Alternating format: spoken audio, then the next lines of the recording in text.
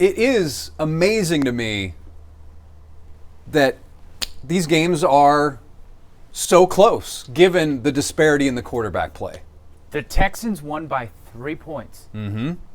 Anthony Richardson was 10 of 32. He was 2 of 15 in the first half.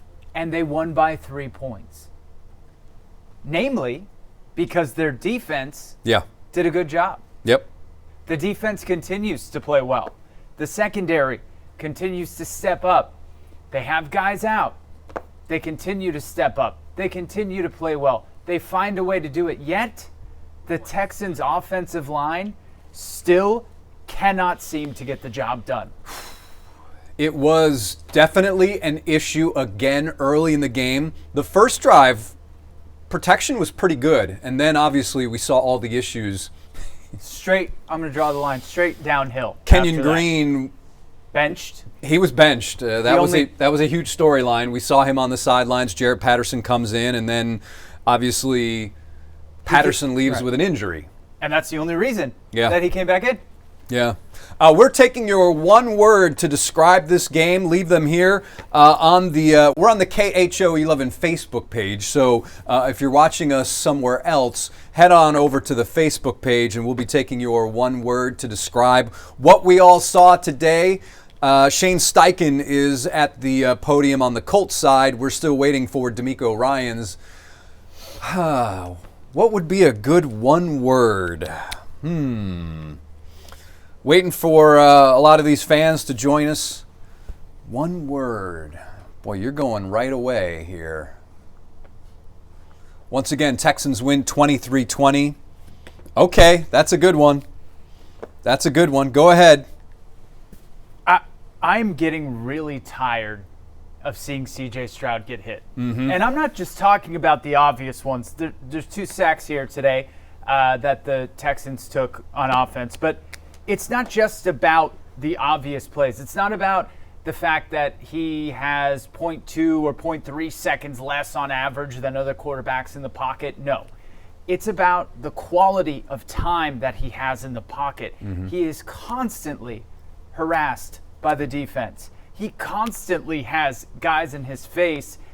And at some point, you have to honestly wonder, number one, if they didn't have Joe Mixon, what would this season look like in terms of a record? Don't go there. And number two, okay, and I realize that in some ways this is hypothetical, but I think it's valid. How much of C.J. Stroud's talent is being wasted by the fact that you can only do very limited things on offense because it's the only things they're the only things that can be executed at this point in time. With all the protection it's issues. Sad. Yeah. I mean, you think about what this guy is capable of, being one of the premier franchise quarterbacks in the NFL, and he's getting some of the worst protection. 25 of 37 for CJ today. 285 yards and the 1 touchdown. Kia is waiting. Kia's in here saying disappointing. That's the word from Kia. Kia's right. And what's your word? Lucky. All right, so Zach weighing in, Kia's weighing in. That's one word. I've been waiting a couple weeks to say lucky with a win because you say you get, in sports you always say that there's no such thing as a bad win. There's no such thing as an ugly win. Well, there is, and there have been for the last couple weeks. Okay, the fans are finally starting to go from seeing, okay, they won, to saying, is this a sustainable way of winning? And it's not. It isn't. They're continuing to win, though. Joe Mixon, 102 yards on the ground as we are continuing to wait for DeMeco Ryans from the Texans Auditorium at NRG Stadium after a 23-20 win. Joe Mixon, 102 yards on 25 carries, had the one long run of 21 yards. Jonathan Taylor, 105 on the ground. Anthony Richardson, 10 of 32, 175. He was sacked 5 times. Also have to certainly recognize the play of Danielle Hunter. Absolutely. Came up huge Will Anderson, when they needed him. Those guys are playing lights out. I mean, they're playing lights out. Typically, an NFL defensive room one of the targets for an NFL defense is hold a team to 20 or fewer points. It used to be 17. I see 20 sometimes. Yeah. But if you can do that, you've had a very good day at the office, I should say. And then the offense, it did just enough to get this win. Did just enough. But, there is that old kind of idea, I guess you could say, in the NFL that you really need to score 30 points to win a game. Yeah. Right? That's generally the benchmark that coaches set. And, I mean, when you look at the Texans' point totals for this season, they've only scored 30 points, over 30 points one time, and that was against the Patriots. I was trying to come up with a good word, maybe something a little fancier than lucky. I said fortunate. That's also a good one. Yeah, I like yours better. Fortunate.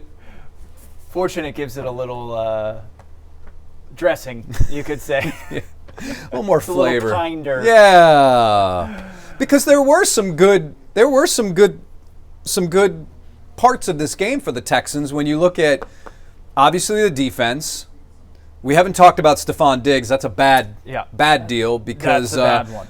Maybe right now DeMeco is possibly getting some kind of update on him, although my guess it will be we've got to wait for further tests, but we'll see. And Danielle Hunter was good. Eric Murray was good. Fantastic. And it's the second week in a row where the Texans have really had a guy on defense step up the way that Eric Murray did. Last week it was Neville Hewitt. This week it ends up being Eric Murray. And Dalton Schultz was good. Targeted 6 times, 4 catches. It's nice to see the Texans starting to mix in the tight ends, which they had success with earlier in the season and then for some reason went away from. I don't know. Well, maybe that has something to do with the protection issues, that you got to leave that extra guy in to help block. Well, that's maybe. A very good point, actually, because they have had success seemingly on the shorter underneath routes. I'll keep saying it again, and I'll say it again, and I'll say it again until it's not true, but that is what they have had success with. This season, it's what they had success with last season, and specifically with Tank Dell. They had a lot of success there. It was good to see him have a good game. Reinforcement. And, we've got DeMeco now at the podium, so we'll let you listen in. But nah. Oh, man. Thankful. Fire away. Like, early in the first half, the pressure was getting to CJ, but you all kind of turned things around. What did you feel like was happening in the first half, and how did you all make the adjustments in the second half? Yeah, first and foremost, just really proud of our team and the way they battled today. And we talked about how hard this was going to be. Like, tough opponent, like division opponent, know each other well. They battled, really good team. So I'm just proud of all of our guys for finding a way to get the win. That's the most important thing when it comes to, the pressure, whatever happened there. I mean, thought our guys did well. CJ finished with, over 280 yards of passing. He made great decisions with the football all day, kept us out of some bad plays. Can't say enough about what CJ is doing and how he's, just leading his offense. So very proud of him. And it's just multiple guys stepping up, making plays. All right, Hutch, Mitch, Schultz, everybody. Everybody on offense stepped up and made plays. And again, playing these guys knew it was going to be hard, all right, to stop the run. And Joe, again, over 100 yards. Joe showed up big time for us when we needed it most, making plays. Coach, your defense forced 22 incompletions from Anthony Richardson today. What was the game plan going into this matchup to disrupt his rhythm, and how pleased were you with the defensive execution? Our game plan is always about us, and that's the main thing. If we play our defense the proper way, if we're where we're supposed to be, and we make it difficult on the opposing quarterback, no matter who it is. So really proud of our guys for the way they covered. But also, more so it goes to the D-line, the credit for them and how they rush right together. Got 5 sacks. I know Richardson wasn't sacked a lot before coming into this game. We were able to get him down 5 times, and it was just multiple times we had pressure on him. So it's credit goes to our D-line, the way they got after it up front. Danielle, Will, Settle, everybody was in on the action of applying pressure on the quarterback. Well, DeMeco, you said after last week's loss at Green Bay that there were a lot of things the team had to fix. Obviously, you got them fixed today. It showed. How big is that, knowing you got to play another game in New York in 4 days? And for us, as we evaluate each game, it's always an internal look at us and how we can play better. Wins, losses, it doesn't matter. Like, we go back and we look at it closely and see where we can improve. Even today, there are a lot of things, right, that we can clean up and we can play much better. Happy to come out with a win, but there will always be things to clean up. And it's just about, as this season moves forward, it's about our team getting better, right? If we can continue to get better each week, we'll be in a really good spot. Hey, DeMeco, can you just talk about how every time you needed a big play, whether it was on defense or offense, somebody stepped up and did that, and how that is kind of the spirit of this team? It's a team-first mentality. Like, I'll tell our guys, it doesn't matter who makes the play. It doesn't matter who gets the credit. It's not about credit. It's not about, one person. It's about the entire team, and today it took everyone. And that's what makes me, more proud as a coach when you have different guys stepping up in all phases of the game, different guys stepping up, guys, battling all week, soreness, injuries, but guys stepping up and just going out and making plays for the team. And nobody's looking for a pat on the back. That's just how we operate. That's how we do. And I love that about our team because that's our team culture. It's team first over everything. Obviously, Stephon Diggs went down earlier. Do you have a kind of update on that? And if he's not able to play, this would have a loss. Is losing a guy like Stephon Diggs. Yeah, unfortunate to see Steph go down there. He's still being evaluated for a knee, so we'll hopefully find out further information as the week goes on. We'll take a few more. Coach, how big was Eric Murray for the defense today? He made a lot of plays down the field, really did a good job of just making sure the ball stayed in front of him. I know you say, a lot of guys don't look for one player recognition, but how big was it there for this defense today? Yeah, I thought Eric did a really nice job of, to get his hands on 3 passes there and bat him down. Really good job by Eric, and just in the tackling, everything. Eric did a really good job for us. Not only Eric, having Kamari back was huge for us. And the way he, competed and made plays. Stingley, thought he did a great job. He had some guys there that were open. Stingley, playing with unbelievable effort to make a couple plays on the ball there. So our back end, just all those guys stepped up and made plays. We'll take these last 3 right here. DeMeco, obviously Jared suffered an injury. If he's good to go, would he be your left guard, or did you like enough of what Kimmy did in the second half to retain that spot? Yeah, as we keep going, we'll keep evaluating our offensive line. We'll see where our guys are.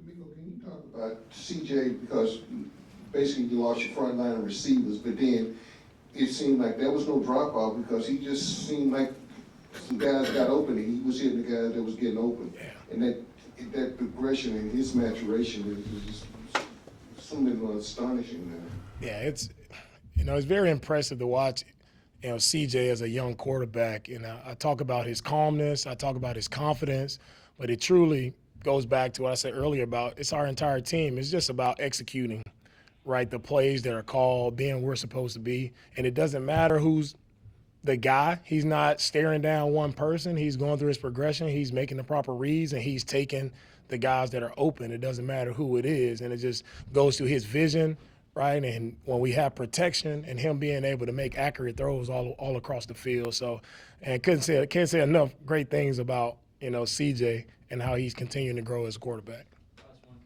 And can you talk about Jalen Petrie? It seems like he's found his space in this defense and the way he's showing up, and he seems like he's just continuing to progress throughout the season. Yeah, Jalen's he's our spark plug. He finds a way to be all over the field, whether, he's in a blitz or just being active in coverage for him to get that interception there when they were backed up so we can get points. I mean, that was such a huge play. Man, you talk about play of the game. We needed it most. Kind of stalled out there on offense, but for Jalen to get that pass, wish he would have scored, but but no, I'm proud of Jalen. He continues to get better. I mean, these past 3 weeks, I think Jalen is playing some of the best football he's played for us. Thank you, Coach. All right, thank you, guys. Thanks, Mika.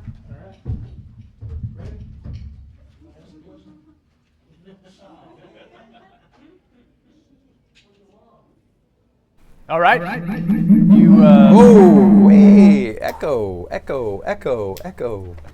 Sorry for the technical issues. We are back. It was good to hear from DeMeco Ryans. Issues. That was an issue. Yes. The beauty of live, right? The beauty of being live. We're doing it live. Yeah. Great to hear from DeMeco Ryans. Got the after digs. game. Got the digs Right. update. That of course it's There will be an update moving forward. after they get the test done. I did this. Okay. These are your scores from the last 3 games against the Indianapolis Colts. So, last January, 4 points. First game of the year, 2 points. 3 points. Mm-hmm. In 3 games, they're only 9 points better than the Indianapolis Colts. Yeah. And you've had the play of Anthony Richardson. If they get competent quarterback play, it's a different story. So, yes, the Texans certainly are the class of this division, but it is a lot closer than I think a lot of people believe or would think heading into the season. Doesn't seem like it has to be that close. No. The one thing I will say is that our friend Kim Davis, DeMeco answering that question to her, who you see on Sports Extra, Kim Davis of Chalk Talk, asking DeMeco about this team's mentality. I will say this team's mentality has been excellent. Mm-hmm. Okay, this is the 7th win in a row, or 8th win in a row, I'm sorry, following a loss. Mm-hmm. So DeMeco is doing the right things to get them motivated. That's really not the problem, but at some point, the execution or their lack of is going to really hurt them. It is. Here's some comments from some of our viewers here. Cheryl saying it favored by the refs. Here's another comment. My takeaway from this game is they made it hard for themselves, but a win is a win. Nancy says need to find their throwing game. It can't be all Mixon and Diggs. And then Cheryl says hoping the Jets beat them. Obviously the Jets being the next game, Thursday Night Football in New Jersey. It will be Texans at the Jets. Halloween in the New York City area. Having lived there for many years, it's always cold on Halloween and it's always raining. So I don't know if that's the and Jets forecast are always this going to week. Jets. That's also true. Lucky appears to... Man, we are having all We are kinds of just- issues on this one. Yep. Huh? Yep. Okay. We're good. That's good. It's good. 23-20 is the final in this one. Please leave your comments as we're breaking down this game. Texans beating the Indianapolis Colts as we're waiting for C.J. Stroud. C.J. Stroud, again, DeMeco, one of the first things that came out of DeMeco's mouth was the way C.J. was able to bounce back from that 80-yard effort last week. But that's not surprising to us given what we know about C.J. Stroud and certainly the ability that C.J. Stroud has. And then also... the running game, Joe Mixon right now is your most valuable player. There's no ifs, ands, or buts about it. 100%. Joe Mixon is the key in the ignition. He is the guy that, with him, it just looks and feels different. And I don't know coming into the season if we gave him enough credit. In our season preview, we had Cody Stutes from HOUfootball.com, Seth Payne from Sports Radio 610. Both of them, when asked who would lead the team in touchdowns this season, both of them gave the answer of Joe Mixon. And right now, that is looking to be like the correct answer based on what this Texans offense looks like when Joe Mixon is in there. However, now moving forward, there might be even more emphasis on Joe Mixon given that Nico Collins is out. Stephon Diggs, we don't know the status of him. Obviously, Tank Dell stepped up today, caught a touchdown pass, 4 catches, 35 yards. You're going to need more production from him. You're going to need more production out of Dalton Schultz. And you're going to need more production out of John Mechie, Xavier Hutchinson, Robert Woods, that cast of guys. This is problematic if Stephon Diggs is out for an extended period of time, because you've gone from one of the deepest wide receiver rooms in the NFL, and that depth is going to be tested over the next few weeks, depending on the severity of Stephon Diggs' injury. You know what makes really good players like Stephon Diggs the kind of players that they are? It's their ability to not necessarily have to execute perfectly in order to make plays, right?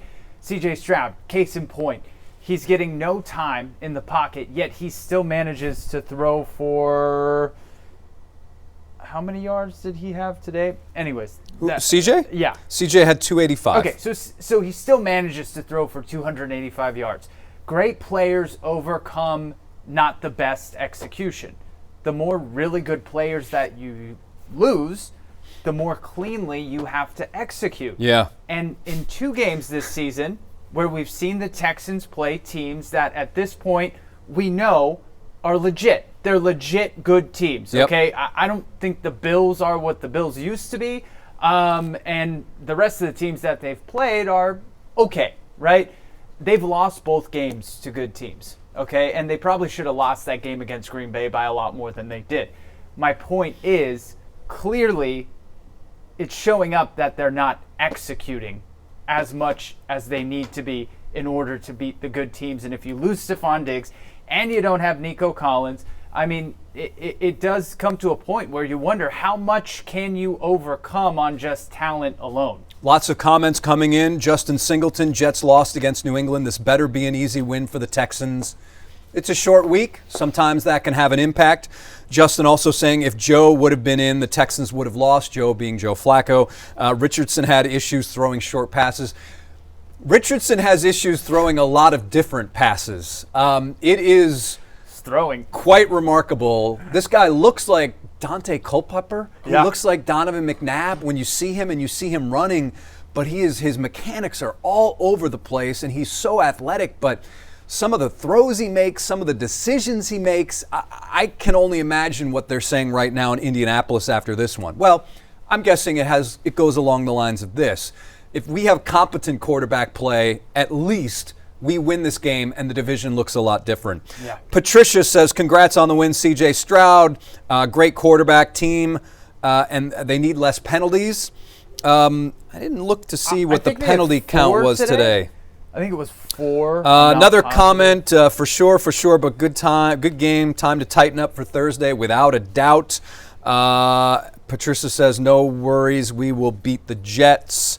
Penalties was 5 for 30. 5 for 30. Texans will take that given some of the issues they had earlier in the season. Colts, that's certainly something that they're going to be looking at as they move along this week. Nine penalties for 57 yards. There was a huge discrepancy in the time of possession. The Texans had the ball for more than 35 minutes, and the Colts had the ball for just a little less than 25. Let's say it was 24-40. So again, when you've got the ball for that much longer, a 3-point win is not what you expect to see on the scoreboard, but that's what we have. Third down efficiency, this also may have decided the game in many ways for the Colts. The Colts were 2 of 13 on third down, whereas the Texans were 4 of 13. Not great, but in a league where typically 1 or 2 plays, maybe 3, often decides a game, I think that could be said for this game. There were about a handful of plays that decided this game. And when you're trying to throw 30, 40-yard explosives on first and second down, that's leaving you in some pretty bad spots on third down, and it makes it a lot less likely that you are going to convert. And you know what, Patricia, you're right. They probably could beat the Jets playing like they did today, but guess what? They're not going to beat the Lions. More comments. More comments coming in. Jason Villanueva says, Lions game on November 10th is scary. Yes. Right now, Texans fans should be happy they do not play in the NFC North. Robert Mullins, our defense, saved us today. Yes. It has. It has. For the whole season, pretty much. I mean, the offense has been the offense, and I haven't looked to see. They were averaging fewer than 20 points a game, which was. Oh, you have it? Well, I I have their, defensive yards on average. The Texans are not surprisingly number 2 in the league. So, and that's with some injuries too. That's with some injuries. The defensive backfield is a bit,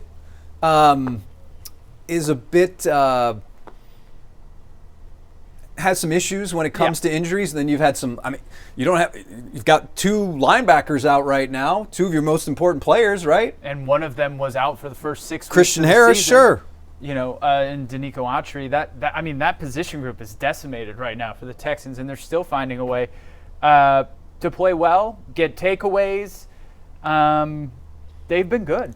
Texans 23.6 points per game heading into this game, so it'll hold about that. That is 14th in the NFL. 14th in the NFL. One of the big surprises of this season would be the leaders in points per game this season in the NFL. Any idea? The leader? Minnesota? No. It is Washington. Oh. 31 Jaden points Daniels? a game. Okay. I'm sorry, Baltimore and Washington tied. Okay. Excuse me. 31 points a game. Detroit's number 2 at 33 at 30. You have Tampa Bay, Buffalo, Minnesota. So those are what a year to play the NFC North, huh? What a play! Man. What a year. Justin also saying, I'll give Tunsil a pass for his penalty this game. He's been pretty quiet the last few games. I would agree. Justin, we talk about the O-line, but shouldn't Slowick get some blame because he takes so long for his plays, I guess, to unravel at times. It's very interesting you bring that up, Justin. One thing that DeMeco mentioned quite a bit during the preseason, during training camp was, and I think CJ's talked about this as well, yes, there's something about being up-tempo, but more so it's getting in and out of the huddle quickly. And the Texans have not really been doing that, and then I wonder if that has some sort of impact on being frantic in the last few, maybe 8 seconds of an offensive play as the clock winds down, but they did not seem at times very crisp coming out of the huddle in this game, and I think that sometimes has to do with their tempo. It's not traditional up-tempo, but just they always talk about getting in and out of the huddle in a crisp manner and having some urgency, and at times we have not seen that. CJ is still taking too many hits, says Frankie. 9 quarterback hits from the Colts today. Yes, you're right. Mary says, good game till the last seconds. Let's see. What else do we have here? Lots of people weighing in. We appreciate that. Let's see.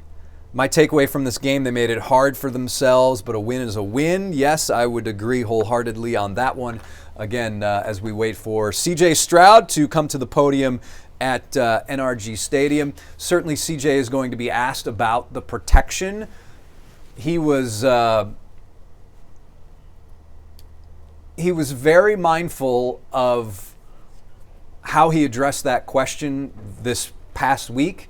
And basically, no surprise, CJ said, I believe in my guys. We've done it in the past. I know they're going to do a good job. And it was better. But certainly when you see so early in the game the Texans making a move on the offensive line by putting in Patterson, taking out Kenyon Green, they're aware. They know what's up. And certainly the injury to Patterson changed some of that moving forward in this game. But the statement was made, though. There was a statement made. So listen, we're getting into this time of the year where there shouldn't be any more excuses. I mean, you've got to put your best guys out there who are healthy enough to play. And certainly the Texans realize about what's going on and some of the issues. But DeMeco's even addressed it as well, saying, we know we're not executing and the offensive line has to be better. Yeah, and Bobby Slowick did take a lot of the blame. Yeah, he did. Thank you for getting to that. We cannot fault the Texans for the way that they have responded. Like Jason said, CJ, as you would expect, showing a lot of class when speaking about his guys, and then Bobby Slowick taking the blame this week. Having said that, it makes you wonder if this is something that has been broken for a while. It doesn't make me wonder. I know it has been. You go back to last year, and it makes you wonder, how much, again, I'll say this again this week, how much has CJ made up for the fact that the offensive line has not played very well? And there is some talk that he's not as accurate this year. I would put a lot of that on what's been happening in front of him. I'm not saying that has everything to do with it, but I think that has quite a bit to do with some of his accuracy, and I don't want to call them issues, but the way CJ has looked not at times like the quarterback that we saw from a statistical standpoint in his rookie season. Well, I think that understandably they're going to try and implement more new things this year in year 2 of the offense, okay? Might have been more basic first season? I think it probably was more basic. And now defenses are primed to face C.J. Stroud. They know what he is capable of. It's not going in week to week thinking, oh, he's been pretty good so far. No, he's one of the elite quarterbacks in the NFL. There's no question about it.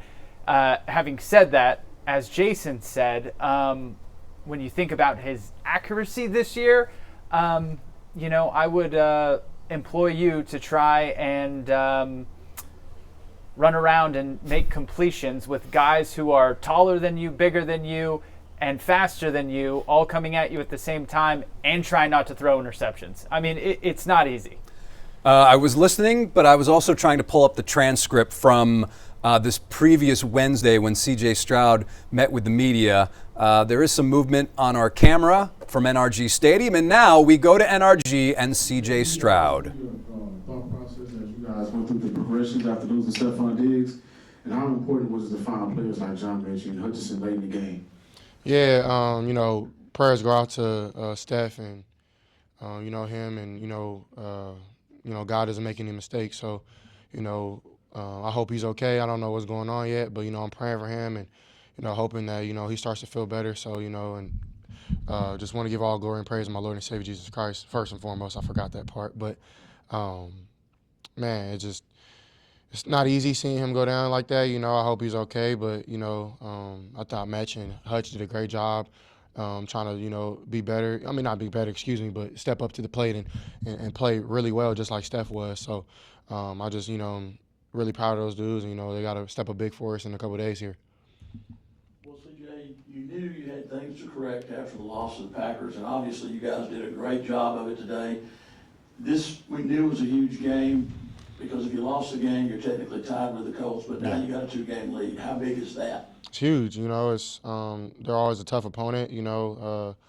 Divisional games are some of your hardest games. So when you can find a way to win, we clean up some things. We got a lot of other things to clean up as well. But I definitely know that we're a heck of a football team, and we just got to keep putting it on film. And once we figure out the little kinks and things that we need to figure out, I think we're gonna be rolling. Going off Hudson nicely late in the game, you found Tank at the end of the second quarter for a touchdown. How big was it to get him rolling today after a tough week last week and getting his confidence up a little bit? I think he had a great mindset coming into the week, just getting better. Owning his ops, and I thought he did a great job of that. He ran a lot of good routes today, and me and him are really close, and we just want to feed off one another, and it was good just to get our mojo back going, and I'm just super proud of him and what he's been able to do, and he's gonna have to really step up big for us. You mentioned just figuring out the kinks. You got a short week, Jets on Thursday. What are some things that you can take away from this game that you can build on, stack good moments from in order to not only get ready for the Jets on Thursday, but just to close out the season? Yeah, I would say, just trust ourselves, stay aggressive. And, I think we can do a better job of getting 7 and not 3, and scoring touchdowns in the red zone. I think that's a big thing. I think, I thought our defense played really well. And, I'm not the coach, so I'm not going to sit here and I don't know everything. I haven't watched the film yet. But positive things, I feel like we can, keep running the ball really well. I think that's huge for us. And our play action pass is going really well. We can work on our drop back pass and things like that. But yeah, there's a lot of things to learn from and to get better at. So yeah, we got to just get ready because we're playing a really tough New York Jets team on Thursday.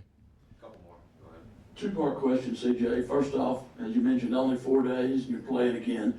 Number one, how tough is that? And number two, the Jets are going to be really hungry because they got beat by the Patriots today.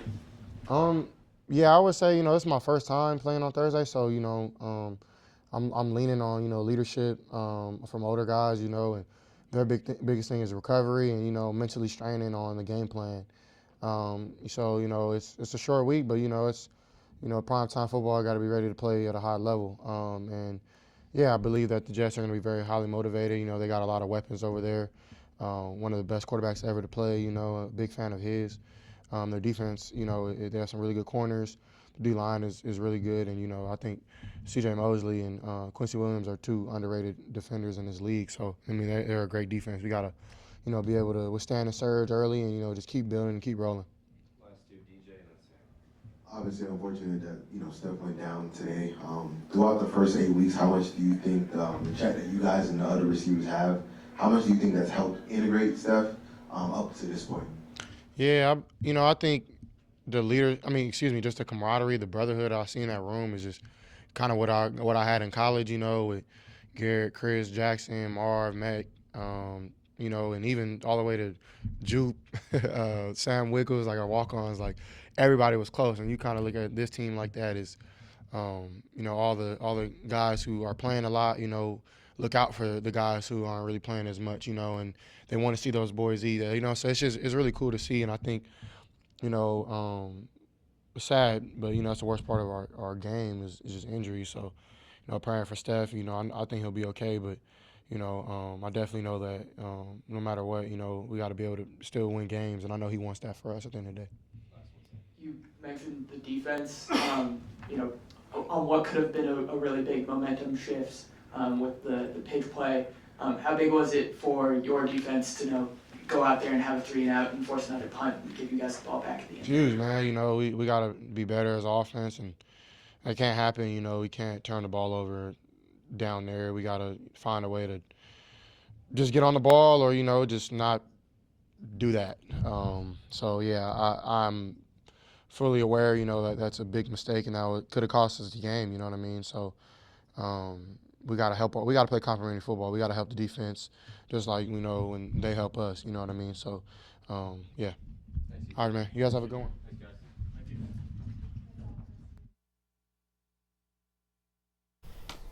So there it is, C.J. Stroud from the podium after this 23-20 win over the Indianapolis Colts. Steph Diggs mentioned that he's hoping Steph will be fine.